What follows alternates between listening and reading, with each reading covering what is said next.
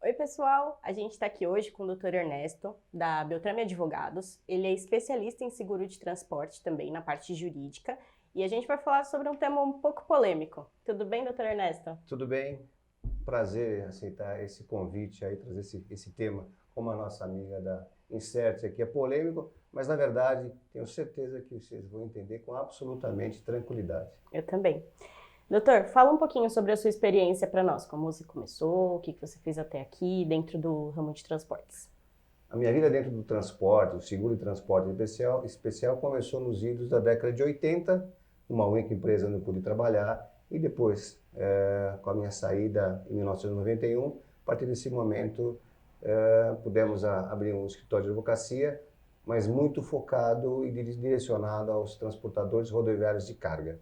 Isso há mais ou menos uns 34 anos. Então, tá bom. A gente vai falar sobre um tema um pouquinho polêmico, como eu já disse, né? A gente fez um texto recentemente sobre os motivos de negativa do seguro de RC-TRC, que é o seguro de acidentes. E ele vai falar um pouquinho pra gente sobre como funcionam esses processos de negativa. Doutor Ernesto, o senhor já conseguiu reverter algum processo negado por conta de excesso de velocidade? Sim, nós já tivemos essa graça de satisfação de reverter a negativa e a fundamentação adotada pela companhia seguradora através do Poder Judiciário, mas sempre de uma forma muito didática. O seguro de responsabilidade civil do transportador, ele é um seguro delicado, ele é um seguro com delicadezas jurídicas de contrato de seguro, e na evolução da nossa conversa, você vai poder perceber a diferença entre o excesso de velocidade, que nenhuma relação guarda com o contrato de seguro, com as normas que disciplinam o transporte rodoviário de carga. Então vamos lá. Como que é definido o excesso de velocidade? Resumo para o excesso de velocidade é o condutor que ultrapasse o limite estabelecido pela lei, 60, 70, 80, 90 km por hora. Uhum. Basicamente é isso. Tem um gapzinho, tipo uma folguinha que dá. É 80, mas se ele passar a partir de tanto... Esse gap, na verdade, é utilizado pelo Detran. Mas para fins do contrato do seguro, que é essa visão que interessa, para fins do contrato do seguro, isso não existe. Entendi. E na sua experiência, qual que é a incidência dessas negativas por conta de excesso de velocidade? Elas são muito frequentes? Elas são menos frequentes? Atualmente ela tem sido muito mais frequente, não tem a menor dúvida. No passado, em razão da interpretação ou a relação entre os corretores, seguradores e transportadores, as companhias aceitavam algum excesso de velocidade e indenizavam. Nos últimos 3 anos, cerca de 3 anos aproximadamente, as companhias não aceitam desde que efetivamente comprovado, na visão deles, basicamente através do tacógrafo. Entendi. De acordo com a apólice, eles têm uma cláusula específica onde eles baseiam essa negativa. Aí eu vou ler o artigo para vocês certinho, tá? O artigo 4º está expressamente excluída do presente seguro a cobertura da responsabilidade por danos materiais provenientes direta ou indiretamente de inobservância às disposições que disciplinam o transporte de carga por rodovia. Você pode explicar um pouquinho o que isso está querendo dizer? Na verdade, o que o segurador quis tomar como risco se o acidente ocorrer porque esse transportador ele infringiu, não respeitou uma norma específica do transporte rodoviário de carga, que é muito diferente do excesso de velocidade, que é o Código Nacional de Trânsito.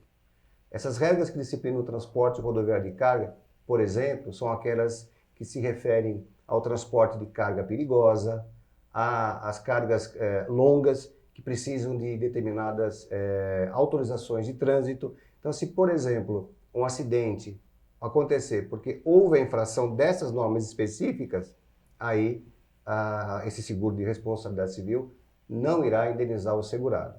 Absolutamente diferente do excesso de velocidade. Até porque o RCT ele é um seguro de responsabilidade. Tem que ter a culpa do segurado. Né? Se tem que ter a culpa do segurado, por exemplo, mesmo que fosse o excesso de velocidade, ele tem que estar expressamente excluído. Excesso de velocidade. Então são coisas, que eu chamo de uma filigrana jurídica ou linguística que faz a diferença na hora da interpretação pelo Poder Judiciário. Entendi. Como que é comprovado esse excesso de velocidade? O senhor falou que é pelo tacógrafo, mas é só o tacógrafo? Via de regra é a leitura do tacógrafo. Pela minha experiência, eu nunca vi uma companhia seguradora se preocupar na contratação de um perito que poderia calcular o excesso de velocidade sem fazer a leitura do tacógrafo. Por exemplo, marca de frenagem, o amassamento, eles têm um cálculo que pode se saber qual é essa velocidade. Então, via de regra, é pelo tacógrafo. O perito é utilizado quando é acidente com vítima, então o terceiro, a polícia técnica, é que vai buscar caso se acontecer a perda do tacógrafo. Entendi. Lá também diz sobre o agravo intencional, quando tem a intenção de cometer esse delito, digamos, né? Só que a gente tem muitos transportadores que utilizam terceiros. Então, se ele está utilizando o terceiro, é o terceiro que está dirigindo, como que ele pode prevenir que esse intencional aconteça? Não tem prevenção, não há processo de gestão que preveja essa subjetividade para que não aconteça o acidente. Esse artigo, só peço licença para ler, o artigo 768 do Código Civil, ele diz: o segurado perderá o direito à garantia se agravar intencionalmente o risco, objeto do contrato. Agravar intencionalmente. Agravar é fazer ou deixar de fazer alguma coisa que deu causa ao acidente. E mais do que isso, ele tem que ter a intenção. É o dolo. Você não consegue comprovar o dolo. Você não tem como. E, na verdade, essa palavra intencionalmente, ela vem de uma construção da jurisprudência, no Tribunal Brasileiro. Intenção. Não tem como você comprovar. Algumas decisões, aliás, várias decisões que entende que a seguradora não deve indenizar, ele utiliza, olha, você agiu com a intenção porque excedeu na velocidade. E aí você começa a discussão novamente. O excesso de velocidade não se confunde com as regras que disciplinam o transporte rodoviário de carga. A intenção é o dolo. Não tem como saber. Você não tem como comprovar esse dolo, a menos que ele confesse. Eu tive a intenção de causar o tomamento desse veículo. E eu, nos meus 34 anos, nunca consegui. Acho bem difícil, né? Eu quis fazer um acidente aqui com a carga ou comigo mesmo, né? Porque ele está dentro do caminhão. E o transportador não tem como evitar. É algo subjetivo, não tem. No seu escritório, o senhor já tem alguns cases de sucesso de ter vencido, né, judicialmente essas negativas. Sim. Como que foi um pouquinho? Conta um pouquinho pra gente sobre como foram esses processos. Esse tema é muito novo, essa discussão, na verdade, né?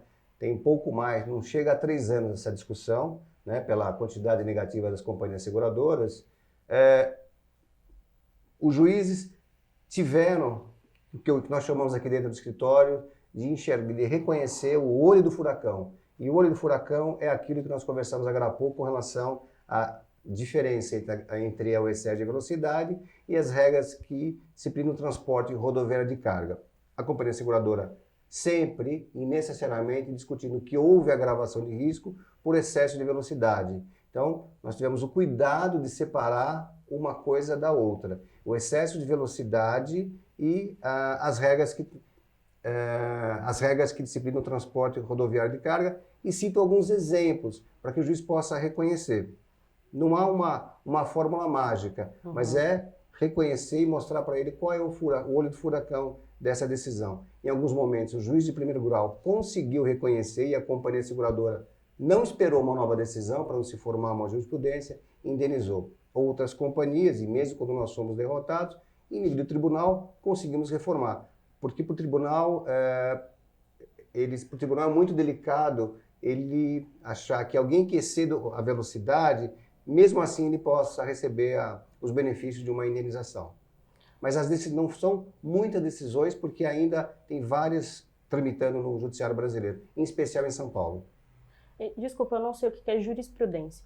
Jurisprudência é o estudo da lei, né? Quer dizer, a interpretação da lei, de um contrato, quer dizer, o estudo reiterado de uma norma ou de um contrato e uma interpretação majoritária. Várias interpretações que seguem uma linha, uma conduta que os tribunais brasileiros vão seguir.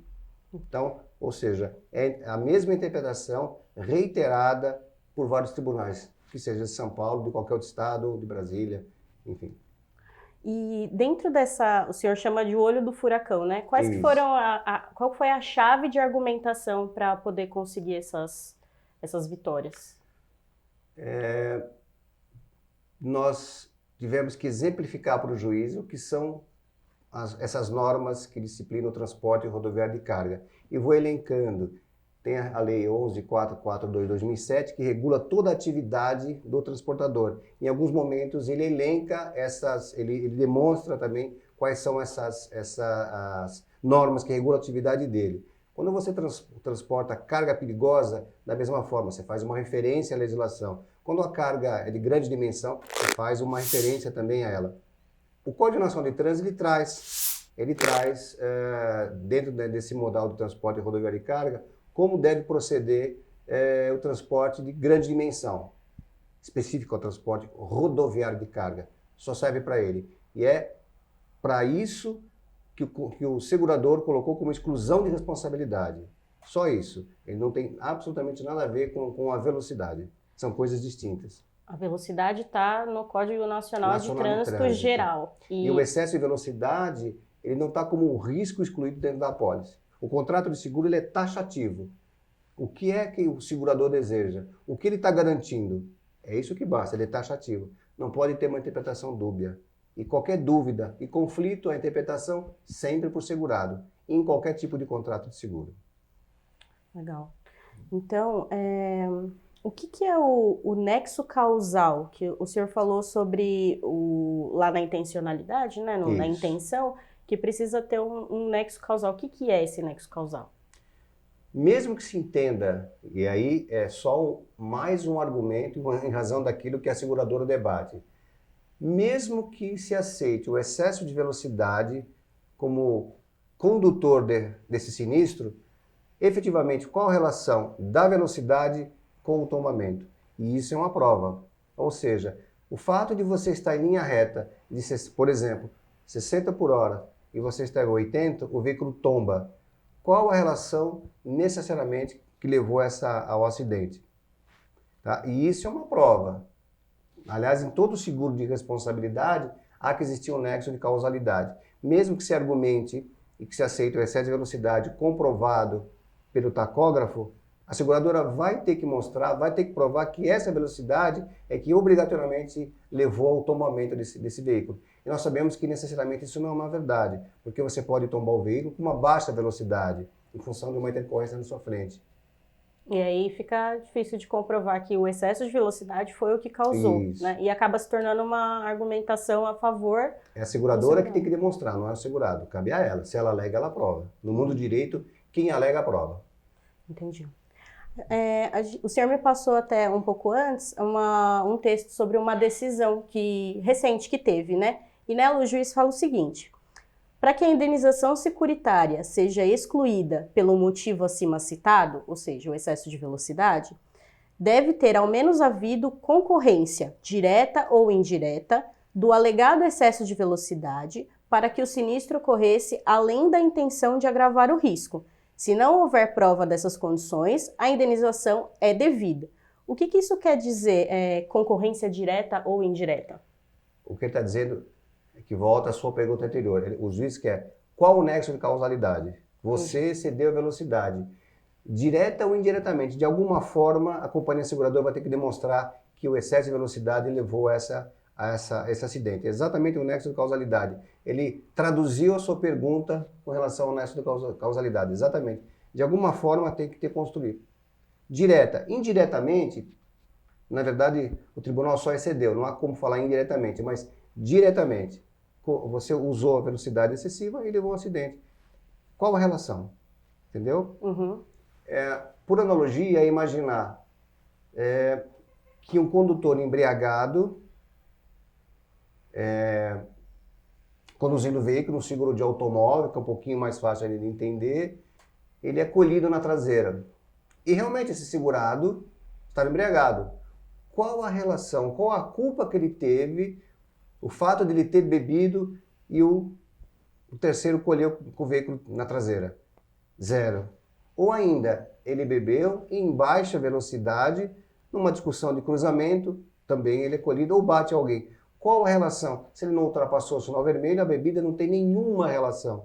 Aliás, em relação a bebida alcoólica, o Superior Tribunal de Justiça emitiu uma súmula onde definitivamente ele encerra isso, que o fato de um condutor dirigir embriagado não significa que a seguradora não deve indenizar. Então esse assunto já está até vencido. Desde que foi ele que sofreu o acidente, não Não, que causou, né? sem relação. Sem relação Sem mesmo? relação, exatamente. E- Se ele é culpado ou não culpado, se estiver embriagado ou não, é uma discussão de fato. Mas o fato de ele ter bebido não significa que a seguradora deva deixar de indenizar. Essa decisão que o senhor me passou, ela é recente, de 2017, né? Quando que Isso. começou a ser questionado essa relação entre as leis de trânsito e as leis de transporte de carga para poder abrir essas... Nesse caso em especial, no começo de 2017, contra uma companhia seguradora, ela aguardou a decisão judicial e indenizou. Ela não recorreu, ela não quis aguardar uma nova decisão no tribunal. Embora no Tribunal de São Paulo existam algumas decisões que vão nessa linha. E compreendeu essa delicadeza e efetivamente que que a seguradora quis garantir como risco coberto. E de lá para cá tem tido cada vez mais casos, Sim, né? muitos. Como que o senhor vê daqui para frente? Você acha que isso vai ser uma discussão mais frequente, que vão abrir mais possibilidades de ganho de causa, ou que pode até mudar o texto? O que o senhor acha? Olha, eu digo que, assim como na medicina, que nós temos 52 ou 54 especialidades, o advogado ele é um especialista. Ele tem que ser... então, cabe ao advogado discutir exatamente o objeto dessa reunião. Cabe aos advogados, tá? Então, em razão dessas negativas que têm sido contínuas, né, e levadas para o judiciário, e o transportador tem que levar para o judiciário, eu não tenho dúvida que nós vamos na linha como no passado, no finalzinho da década de 90 e 2000, onde muitos transportadores eram responsabilizados quando acontecia um roubo de carga, e na evolução, na discussão, o judiciário definitivamente, em função da quantidade de ações, resolveu excluir a responsabilidade do transportador, porque ele não deu causa. O roubo é um risco conhecido, mas inevitável. Portanto, a reiterada discussão é que o tribunal, seja de São Paulo ou de qualquer outro estado, tem uma compreensão e chegamos à jurisprudência que você se referiu há pouco. De ser uma coisa recorrente, Isso. cada vez mais presente no que acontece nos casos novos. Exatamente, exatamente. Muito bom. Muito obrigada, doutor Ernesto, pela entrevista, pela aula. Se você gostou, não esquece de deixar um comentário pra gente, não esquece de curtir o vídeo. E se tiver alguma dúvida para o doutor Ernesto, os contatos dele também vão estar aqui embaixo. Eu agradeço também esse convite, é um prazer estar com essa equipe altamente especializada. O Roberto, um grande amigo que me deu o prazer de apresentar esses profissionais. Eu agradeço. Obrigada.